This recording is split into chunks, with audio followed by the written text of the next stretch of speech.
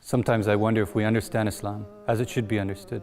Sometimes it's hard to strengthen our faith amidst all these distractions. Sometimes we're confused about what we want and what our next steps should be. Sometimes you need to take a moment and reflect on what matters most. And because we live in such uncertain times with so much going on around us, I guess sometimes we just gotta sit down and talk about it.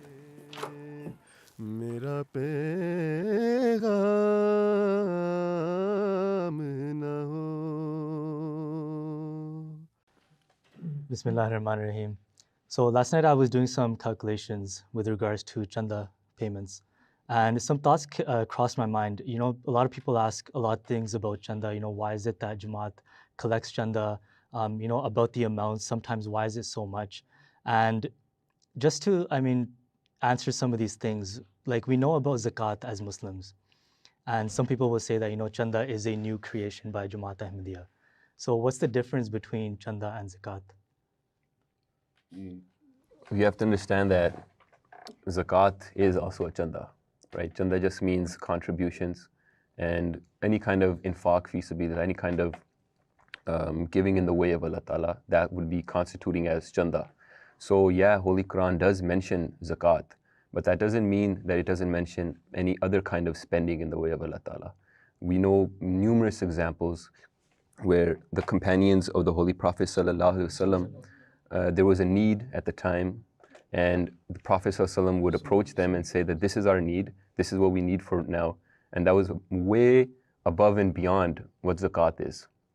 For example, even during the Battle of Tabuk, this was a time when the Muslims were in really straitened circumstances, and they needed a great sacrifice from all of the companions. So Hazur ﷺ asked them, and this is the example that we get, and we've heard this many a times, where Hazrat Umar Raziyallahu Ta'ala Anhu, he brought half of all his wealth from home. And it also shows us how they used to vie with one another, because Hazrat Abu Bakr Raziyallahu Ta'ala Anhu, he brought everything that he owned. So this is not just zakat, because zakat is conditional. It's on the wealth that remains with the person for over the year. And when the year has passed, then he pays 1/40 of whatever he has. But when certain demands are there for religion, for noble causes, then people can and do give. And this is what the Holy Quran teaches us. For example, لَن تَنَالُوا الْبِرَّ حَتَّى تُنْفِقُوا مِمَّا تُحِبُّونَ. You can't attain righteousness until you spend out of what you love. That's not just zakat, right? So Tika, that's fine. We understand that from Islamic history and early Muslims, companions of the Holy Prophet ﷺ, they used to give a lot of sacrifices. But some people will say that, you know, Chanda is mandatory and you have to give it. It's not a sort of, personal choice that somebody has. So what would you say to that? You know, some people will say that, you know, if you don't give Chanda, then, then you're looked down upon or something within the Jamaat as well. Right? What would you say to that? I think the difference is that, as Hanan Sobisa was mentioning, we have to see that originally when the Holy Prophet ﷺ, a lot of the commandments that came through him, they were implemented in a different way. And later on, even in the Khilafat, right after him, they were implemented in a different way. By the grace of Allah Ta'ala, the promised Messiah was foretold that the final victory of Islam is going to happen through our Jamaat. So as a result of that, even in his own lifetime, he tried and he established certain things systematic.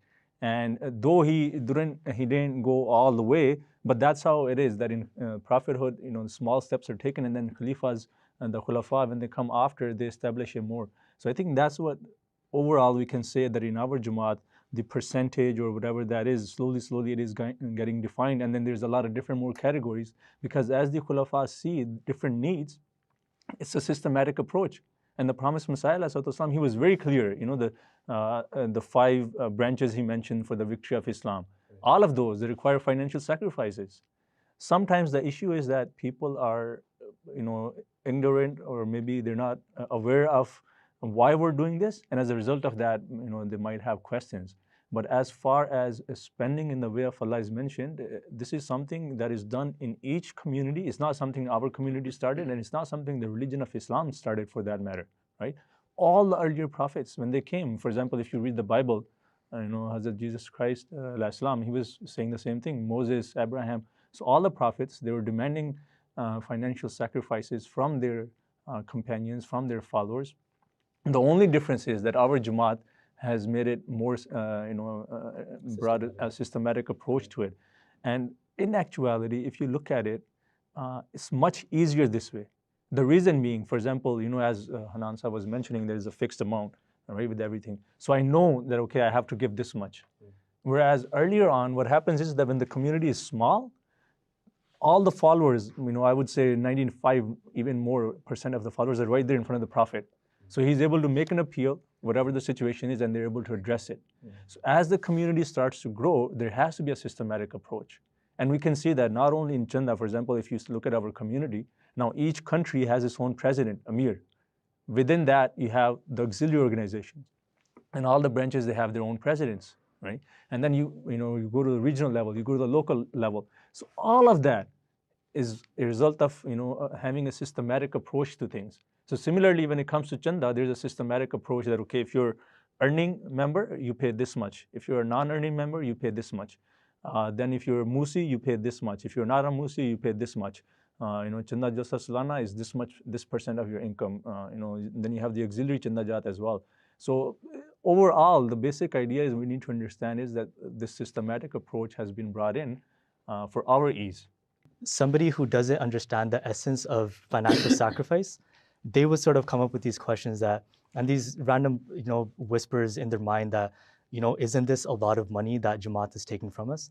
But then at the same time, I was thinking that, for example, there's that hadith in which the Holy Prophet ﷺ once said that, Man anfaqa nafqatan fi sabilillahi kutibat lahu sabru mi'ati dafin. Right? That somebody who spends one thing in the way of Allah, it is written for him 700 times over. Right? So, I mean, if people are doing calculations with the intent of saying, oh, why are we paying so much? Then, وَإِن تَعُدُّوا نِعْمَةَ اللَّهِ لَا تُحْصُوهَا. Right? That if you try to count the blessings of Allah, you will never be able to number them. It reminds me, I think it was in Germany, or maybe it was with Imam Sahib, I'm forgetting the person, but they were mentioning that how, people sell insurance, life insurance. Yeah. So one person, he knocked at the door and he's like, I'm selling life insurance, right? Yeah. So the person said, he responded that, I already have life insurance, don't worry about it, So he's like, what are you paying? And he said that, 1/10. So he's like, that's a really high premium if you're paying 1/10. But he's like, in return, I'm guaranteed heaven. Right? Yeah. So it's one of those things that, the blessings, as you said, that as the Holy Quran says, you can't count the blessings. And if we look at these people, for example, let's say that person who's making that calculation that he's earning $50,000 sitting here in Canada. If you look at our community in Canada, it was established very recently. And by the grace of Allah Ta'ala, majority of the Ahmadis are doing really well. So if that young Khadim is sitting at home and he's thinking, okay, I'm working hard and I'm making $50,000 and out of that 10,000 I have to pay for the Jamaat, but he should just think one generation back, that how much was his father making. And this is a point, one missionary, he told me, he said that, one time he was having an argument with the non-Ahmadi and nothing was working. So in the end he said, okay, what, let's do this. We go to a village and you knock on all the non-Ahmadi doors and I'll knock on all the Muslim doors, Ahmadi Muslim doors. And we're only going to ask them that your past 4 or 5 generations, where did they start from and where are they now? And I'll ask the same to the Ahmadi. And we'll make a comparison that whose life, generation by generation, has become better, right? And that person, he's like, okay, now I understand. So this is what it is. And these were the promises given to the promised Messiah, ﷺ, right? And we can see that now by the grace of Allah Ta'ala, our youth, I mean, when I came here, even my parents, I remember when I was originally, when we came, my parents, they sent me shoes and they were from Byway. That store doesn't even exist anymore. And they had the Mighty Ducks, the logo at the side. And I was like, these are the coolest shoes ever, But now we have, by the grace of Allah Ta'ala, a lot of the Khudam, a lot of Nasirat, Lajna, they're, living the life, so to speak. So these are the blessings of spending in the way of Allah Ta'ala. So if we continue to do that, then, as you mentioned, Allah Ta'ala says, and as the hadith you mentioned, you're getting back so much more. But sometimes it's difficult to quantify. But overall, if you look at it, and at the same time, an excellent, I think, parallel can be drawn between our community and those who rejected Khilafat, the Lahori community. So if you look at where we stand as a community today and our members where they stand and where that community is now, you'll clearly see that there's a difference, night and day, right? So this is all because of the financial sacrifices we're making and remaining attached to the institution of Khilafat, and whatever tahrikat, appeals the Khalifa Waqt makes, we say labbaik into that. I think I was going to say that to your question, for somebody, the example you gave, who is making 50,000 and then it ends up being a very high number. If that person, and you probably put in all the different categories of wasiyat and everything, right? So that goes along with that systematic approach. That person, he didn't just wake up one day and become a musi, right? He was raised in the system of the Jama'at. He understood that this is my, whatever I'm earning, and this is what I'm going to give in the way of Allah Ta'ala. And then to go above and beyond that, to get the blessings of the promised Messiah Islam and those prayers that he gave for certain people who will show by way of their actions. And to give 1/10 of whatever your income is, that's your movable and your immovable income and property, right? That's a lot. And to be able to give that up, that's literally showing with your action and your word and everything that you're giving precedence to your faith over everything else. When those people are doing that, then they understand, okay, that this is actually nothing. What I'm actually giving and what I'm getting in return for it is a huge difference. And this is a very important point that we have to, I think, highlight, is that no one just wakes up, okay, they're earning $100,000 and now they're going to start giving, tens of thousands of dollars in chanda. They build up to that. They realize the blessings that they're getting. And the fact that they got to that level is important, that they were giving chanda to begin with. Right? Definitely. And I think at the same time, I mean, never will you find an example of somebody who went broke or became poor because they gave chanda. Exactly. Right? I mean, Asif, can you comment on this in any way? Yeah, definitely. I mean, I actually want to relay a story of a young khadim who's actually younger than most of the guys at this table, actually. He was in UK for some time. He was visiting Hazrat Khifatul Masih al-Khamis, Sayyidullah Ta'ala bin Aziz. So, I mean, this is an amazing story. When I heard it, what happened with him was that he would go regularly for tahajjud prayers in Fazl Mosque. And one night before waking up for his tahajjud prayers, he saw in a dream that he woke up, he walked out of the residence where he was staying, and the way he was relaying it, he stated as if it was so vivid and so real, that this was real life. That he was walking to Fazl Mosque and he entered in his dream and he walked through the security cabin that's in front of Fazl Mosque, and there's a donation box there. I believe it's Humanity First. And he saw in his dream that as he walked by, he went in his pocket, took out 2 coins and put them in the sadaqah box and walked in to Fazl Mosque and started praying. Now, when he woke up from this dream, it was time for tahajjud prayers. So he woke up, he walked to Fazl Mosque, and as he was walking, he went in his pocket, took out 2 coins, £2. It was 3 pounds, but 2 coins, put it into the Humanity First box, went inside and started praying tahajjud. Now, later on that same day, he was actually gifted £200 by Hazrat Anwar himself, Nasrullah. So when I heard this story and when I heard all these things, I was just amazed to see that this was something that you see in immediate return. Right? And as Manan Sahib was also saying before, that sometimes you see an immediate return and sometimes you don't. But in this specific situation, I mean, this was a very faith-inspiring story to see that Hazrat Anwar himself had actually gifted this man £200.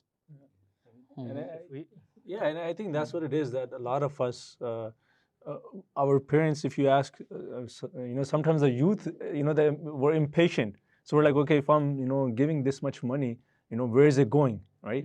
Whereas us sitting here in Canada is one aspect of that those financial sacrifices, God accepting those financial sacrificing and opening so many doors for us, opportunities. So again, going back to, I remember, a few years ago when we were in Jamia, 10, 12 years ago, and I was serving as Naib Nazim Atfal. Some of these kids who are now, young Khuddam, and I see them driving around with, nice cars and they're wearing nice suits. At that time, sometimes when we used to have to organize trips, it was difficult for the parents that, can they send their children or not, especially if it was 2 or 3 Atfal in the same household, right? So even from that perspective, if they think about it, all of a sudden, majority of the parents, we have to understand, who are in our Jamaat here in Canada, they're immigrants. right? So they came here, majority of them came here with nothing. And now Allah Ta'ala has opened the blessings, the doors of the blessings so much. So sometimes it's just a matter of sitting back and thinking that, okay, let me see, how did I get here? How did my parents get here? Instead of thinking it the other way around, that I'm giving this much, how about, how much have I received? If we do the calculation on that, and as you were saying, it runs into millions, and that's the reality. That even, for example, you look at overall the Jamaat in Canada, by the grace of Allah Ta'ala, the way it's expanding, we have now, I think, 90 plus chapters. If you go, a few years back, you could count the chapters, on both hands. So all of this, it's a matter of perspective, and it's a matter of, sitting down and thinking that, okay, if I'm spending this much, what am I getting back? And you'll see that if you make an honest reflection, you'll see that, yes, you are getting a lot, way more than what we deserve. We're getting a bit. I think that a lot of the questions that surround Chanda, like why does Jamaat take so much? What's happening with our Chanda? Why do we have to continuously give it? I think a lot of those questions arise because people don't know much details about the Chanda system itself. And I mean, if we were to just educate ourselves about the system as well, and the different types of Chanda and what they're used for and what the purpose is, that would remove a lot of our questions. I mean, some of them are all of them, are noble causes that the money is going towards, right? I mean, so for this little thing that I'd like to do here, this little workshop, let's call it, that I have a receipt book, and members of the Jamaat know that, whenever you give any sort of Chanda, you get a receipt in return. So on this receipt book, there are different types of Chandas that are written. And a lot of people will look at this and they won't know more than half of these things, right? I mean, somebody will know Zakat and somebody will know Wasiyat. But for example, what's Chanda Aam? Okay, so Chanda Aam is one of, you got to understand that there are certain Chanda which were stipulated at the time of the promised Messiah ﷺ. Those are mandatory Chanda Jat that we know as Ahmadis, all of us have to give in those. Chanda Aam is one of those, and Chanda Jalsa Salana is one of those. Chanda Aam is 1/16th of whatever income as an Ahmadi Muslim, whatever income you get, 1/16th of that goes towards these noble causes. That's what Chanda Aam is, right? But if a person happens to become a Musi, if he does Wasiyat, now that 1/16th becomes 1/10. So he's giving more. Right. So he no longer has to give that Chanda Aam. Right. So we have Jalsa Sana, Tariq Jadid, Waqf-e-Jadid. What are some of these? This is the beautiful part that, a lot of these categories are mentioning, and you're saying that where does this money go? So we have a lot of smaller countries where the Jamaat is just getting established, and we have many established countries. So I'll give you one example that how this money is helping the people. So in the smaller countries, like for example, I have served in 5-6 different countries in South America. So we get our grants from Markaz because we're just starting out and we don't have many members, and even when we have members, they're paying very little. So, but to show that how it's helping. So for example, once I was in Bolivia, and I got a letter from Tabshir that, okay, there's this family and they've been detained in Bolivia, and you need to go find out, what happened, how did this happen. So this shows that, that family, they had arrived and there were some issues, but now they had nobody. So they reached out to the Jamaat, and the Jamaat then tells me, the missionary who's sitting there. So this is one blessing that, wherever you are in the world, whichever country you are in the world, by the grace of Allah, Jamaat is established in more than 200 countries. You have somebody there, a representative of the Khalifa is there, and they're there to take care of your needs. So one aspect is this, that, Tahriq Jadid and Hazur mentions this, that how when that money comes in, it is spent to support the smaller missions which are unable to stand on their feet yet. And the beautiful part is that once that mission is mature enough, and once they have enough membership, once they're standing on their own feet, then they are helping other countries, right? So it's like a cycle that, it's like, for example, when you have a child, the parents, they teach that child, they do everything for that child, and once that child grows up, then it's the turn of the child now to take care of the needs of the parents. So it's like that.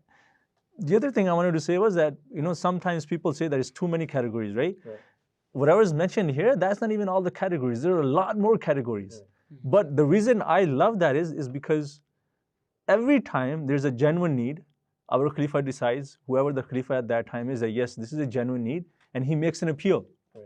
And it becomes a category. So this shows that how caring the Khalifa is.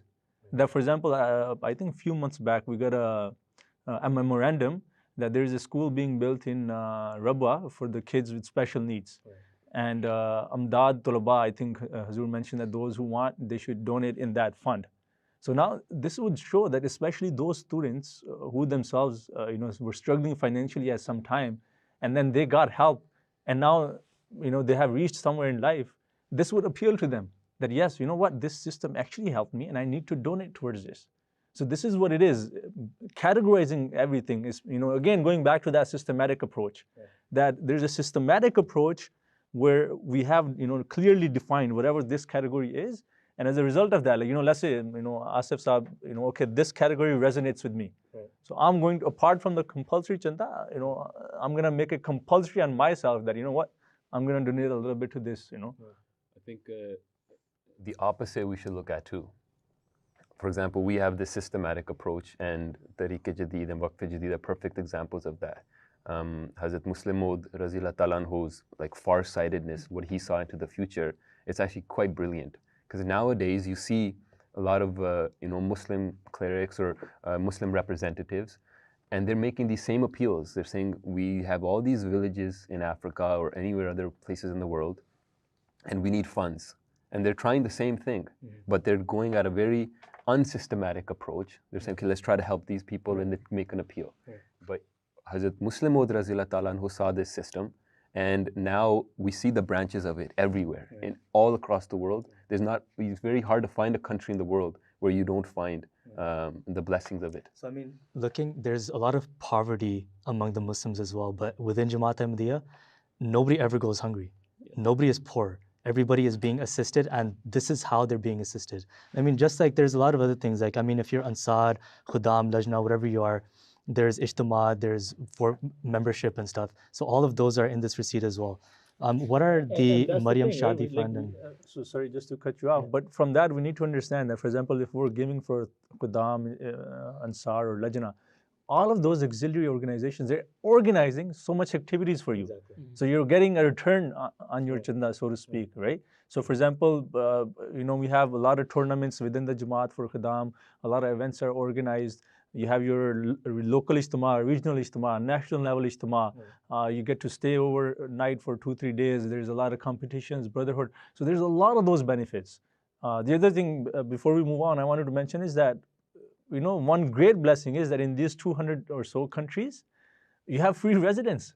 Those who like traveling, when we were Jamia students, we traveled all across Europe, and that's, it was like, okay, we would send a letter that, through, again, the systematic approach, that through the Tabshir office, you send a letter to these countries, and, they would have to, even though, we were young and students, and then, but still, they're treating us like royalty. You go there, somebody's there to receive you, they're serving you food, you have free lodging and everything, right? So there's a lot of blessings and a lot of benefits, but sometimes if we're not aware of that, then we're not able to take advantage. Right, definitely. What are some of these other things that people might not know about the Maryam Shadi Fund and the Sayyidina Bilal Fund and the Yatama Fund?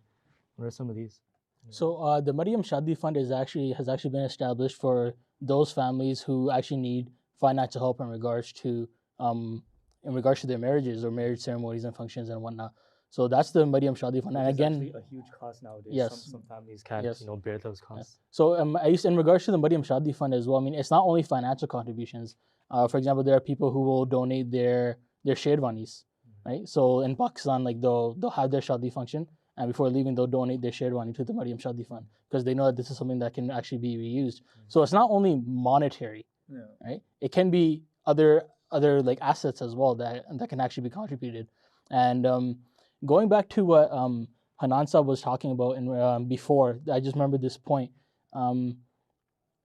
The concept of jihad within Islam, that in the time of the Holy Prophet ﷺ, a lot of appeals were made.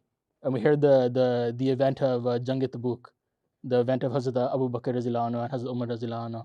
Now, actually, while explaining the concept of jihad, Hazrat Muslim Razillahu Anhu actually wrote a letter to the mall department, I believe it was in Karachi.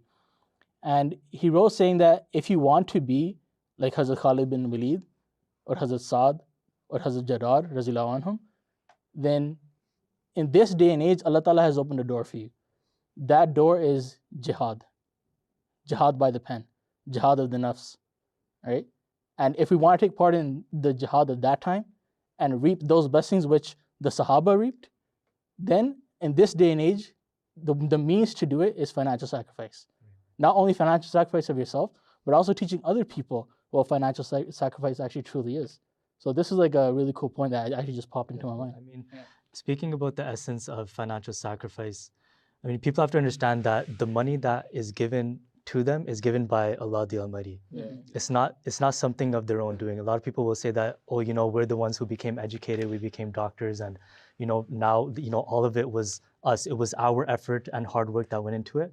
But God Almighty is the one who gives everything to us, and it is our responsibility as humans to assist other humans. I mean, it's our moral responsibility as well. Yeah, and the thing is, people don't realize this, and I always tell, for example, even my own, you know, children, my own, nephews and nieces, and a lot of the Ahmadi youth, I tell them the exact point you're making, that today, for example, you know, probably hundreds of thousands, if not millions of children are born, right?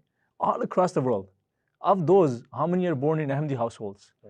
Right? Recently, Allah Ta'ala blessed me with the son. So he didn't deserve, or he didn't do anything to be born into my household. And at the same time, on that same day, on that same moment, in that same hospital, many other children were born, right? So that's the point, that as you mentioned, that it's a great blessing of Allah Ta'ala. And those people who think that, okay, this is my own doing, they need to realize that there's a lot of people born in different parts of the world, and they don't have those opportunities, right? Even those of us sitting in these Western countries, we can make a comparison to our relatives who are still in Pakistan who are struggling. You know, you mentioned Sayyidina Bilal Fund. That is for those members of the community who have sacrificed their lives to assist their families. So imagine those Ahmadis in Pakistan who are struggling, right? So it should be, we should take it as an honor that we're able to assist them. I mean, a lot of great points were discussed here today. You know, the essence of financial sacrifice, how Chanda is not something new that was created. It's actually from the time of the Holy Prophet ﷺ. I mean, it's something that gives us immediate rewards. And there are so many stories. If we listen to the Friday sermons of beloved Huzur, may Allah be his helper, he narrates so many incidents. And it's just a matter of getting educated about Chanda so that all of these questions and all these whisperings that creep into our minds, they are finally removed. Jazakallah for sharing all of these wonderful stories and narrations. Jazakallah. Assalamu alaikum wa rahmatullahi wa barakatuh. Nonhalane Jama'at मुझे कुछ कहना है पर है ये शर्त के ज़ात